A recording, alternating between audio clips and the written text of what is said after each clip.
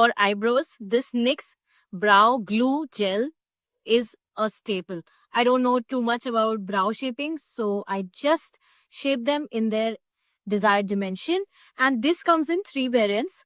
So I get the clear one because I do not want to show too much of hair. But yeah, if you are into particular eyebrow definition, go for the brown one. They have 2 more variants. So yeah, this is a must-have, and this is very affordable also. For eyeshadow recommendations, I have 2 of them again. This one from Too Faced, the Natural Nudes, and this one from Swiss Select. These two I have been using like often, very often, and every now and then because they help create the best eye looks. Very pigmented also. For glitter recommendation, these Mars Starlit pots have become my staple ever since they've launched. See the pigment and have a close up, no fallout.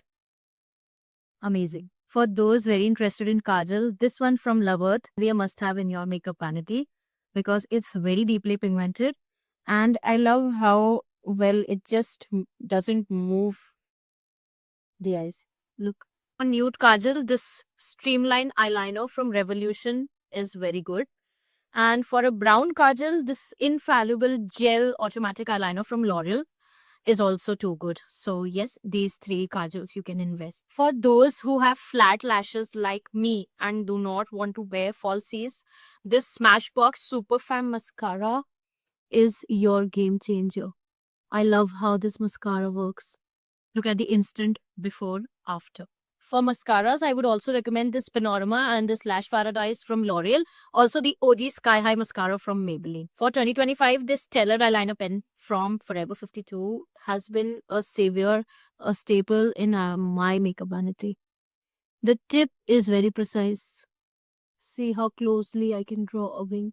For beginners, definitely recommend in a sketch eyeliner. Now to lock the makeup in, this infallible L'Oreal 3-second setting mist and this Glow Booster makeup setting spray from Perrone are my favorite recommendations of 2025 makeup fixers.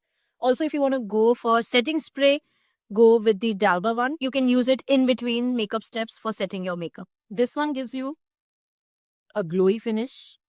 This one gives you a matte finish. I hope you found this video helpful. Follow for more such content and don't forget to comment your favorite products and for the links.